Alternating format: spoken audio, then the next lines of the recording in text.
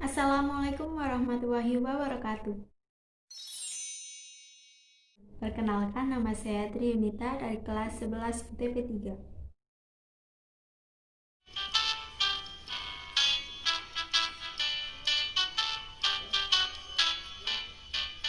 Dari Sabang sampai Merauke, berjajar pulau-pulau, sambung menyambung menjadi satu, itulah Indonesia.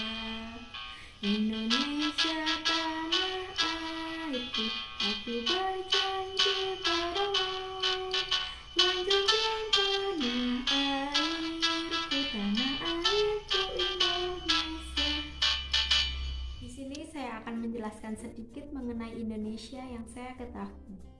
Indonesia berada pada 95 derajat sampai 141 bujur timur dan 11 derajat lintang selatan sampai dengan 6 derajat lintang utara. Indonesia berada di antara dua benua, yaitu benua Asia dan benua Australia. Selain itu, Indonesia juga berada di antara dua samudera, yaitu Samudra Hindia dan Samudra Pasifik. Indonesia memiliki keberagaman budaya, suku, ras, agama, dan bahasa. Ada 6 agama yang diakui oleh negara, di antaranya agama Islam, Kristen Protestan, Katolik, Hindu, Buddha, dan Konghucu. Agama Islam. Menurut sensus penduduk Indonesia tahun 2010, pemeluk agama Islam di Indonesia sebanyak 87,18%. 6,96% pemeluk agama Kristen Protestan dan 2,9% pemeluk agama Katolik.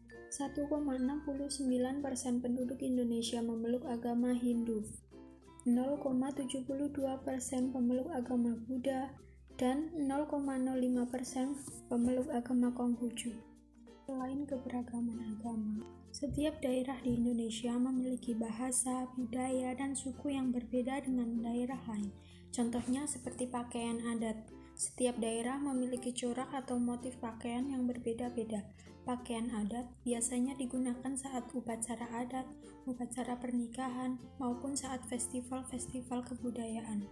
Selain perbedaan agama dan budaya di setiap daerahnya, Indonesia juga memiliki banyak kekayaan alam loh, mulai dari batu bara, minyak bumi, gas alam, emas, dan kekayaan alam lainnya.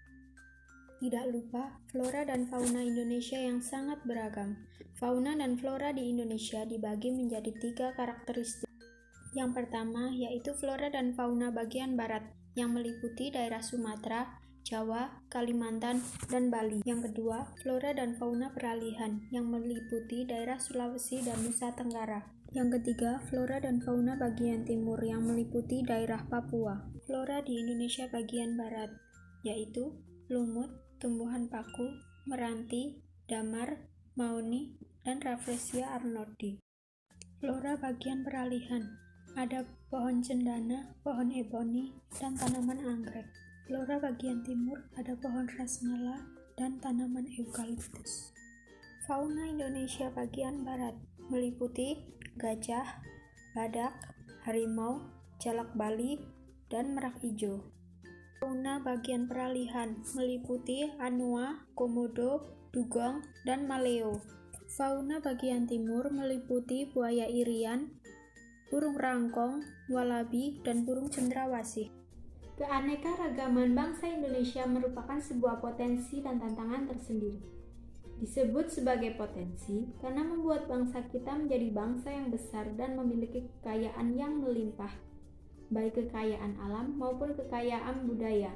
Hal ini dapat menarik minat para wisatawan asing untuk mengunjungi Indonesia dan investor asing untuk menanamkan modal di Indonesia. Adanya keberagaman di Indonesia membuat penduduk Indonesia sering memiliki perbedaan pendapat atau bahkan memiliki rasa kedaerahan yang sempit. Hal ini sewaktu-waktu dapat meledak dan mengancam persatuan dan kesatuan Indonesia. Oleh karena itu, semua penduduk Indonesia harus mewaspadai segala bentuk ancaman yang dapat memecahkan Negara Kesatuan Republik Indonesia. Sekian sedikit penjelasan dari saya, kurang lebihnya mohon maaf. Wassalamualaikum warahmatullahi wabarakatuh.